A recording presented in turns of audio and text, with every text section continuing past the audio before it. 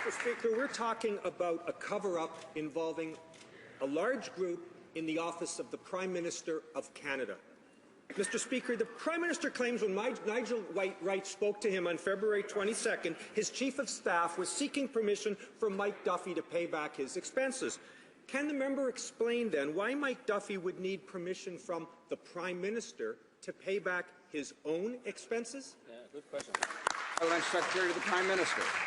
Well, again, Mr. Speaker, as I just answered, the member is referring to documents. In those documents, it's quite evident that throughout, Senator Duffy was trying to justify these inappropriate expenses constantly, Mr. Speaker. He was told on February 13th by the Prime Minister that he needed to repay these inappropriate expenses. He kept trying to defend these expenses. They were inappropriate. He needed to have those repaid. We were subsequently told, all Canadians were told, that he did that using his own resources. We know that not to be true, Mr. Speaker, but we also know that, as is stated in page 72 of the same documents that he refers to, that the Prime Minister did not know of the arrangements between Nigel Wright and Senator Duffy. Well, member for Victoria. Mr. Speaker, Canadians deserve better than sham responses like that.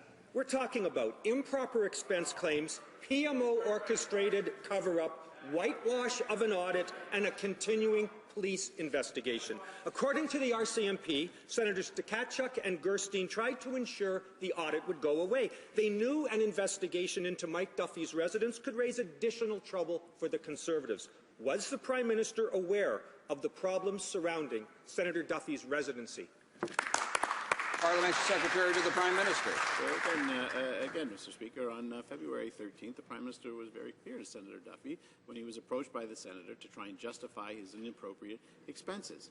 He told him he had to repay those expenses. He then went on TV and said that he had repaid those expenses using his own resources. We know that not to be true, Mr. Speaker, but what these documents also show is that the Prime Minister took immediate action. When he found out about this on May the 15th, he ordered his office to work with and assist the RCMP, freeze any emails, provide any information that they needed, and it also shows on page 72 that this Prime Minister did not know the scheme that had been hatched, and had he known, Mr. Speaker, he would have in no way endorsed such a plan.